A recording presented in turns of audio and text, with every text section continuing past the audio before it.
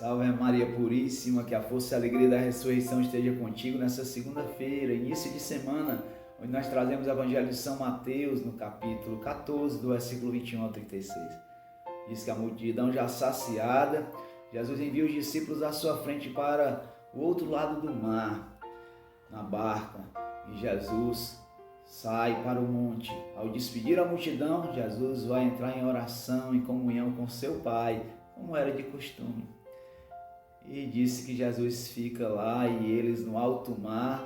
Na madrugada começa uma grande tempestade, o mar revolto, o vento contrário, as ondas batiam com violência na barca e eles se apavoraram porque Jesus não estava na barca. Mas aproximadamente ou exatamente às 3 horas da madrugada, fala a palavra, Jesus vem caminhando sobre as águas, sobre o mar, mas eles não conseguem reconhecer Jesus.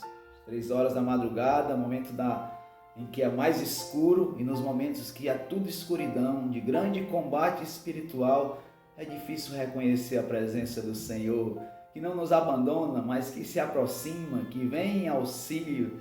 Jesus não abandona.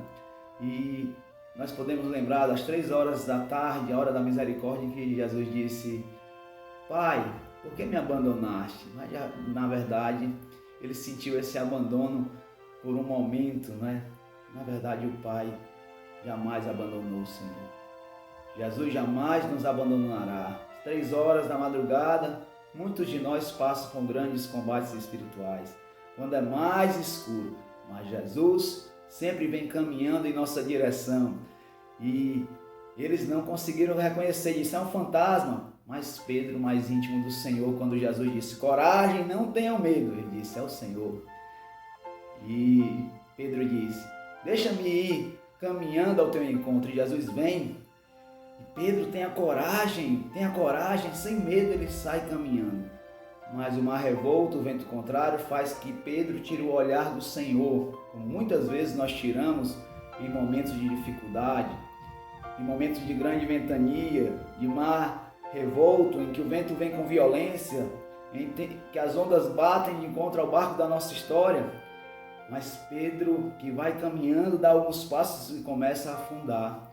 Mas logo ele levanta a mão e diz: Senhor, salva-me! Ele grita por Jesus. E Jesus disse: homem de pouca fé, puxa Pedro e os dois sobem no barco. E quando sobem no barco, diz que a tempestade se acalma. Que Jesus possa subir no barco da nossa história. Olhemos para Pedro também como aquele que reconheceu, não apenas aquele que afundou porque tirou o olhar de Jesus. Muitas vezes nós tiramos o olhar do Senhor por muito menos, não é? Pedro teve a ousadia, teve a coragem, teve a fé de caminhar sobre as águas. Foi o único. Em algum momento ele tirou o olhar do Senhor e afundou, não é? Mas Pedro entrou na barca com o Senhor, a barca de Pedro, a barca da igreja, a barca da nossa vida. E o mais bonito de tudo é que no final, os que estavam no barco ajoelharam-se diante dele, dizendo: verdadeiramente, tu és o Filho de Deus.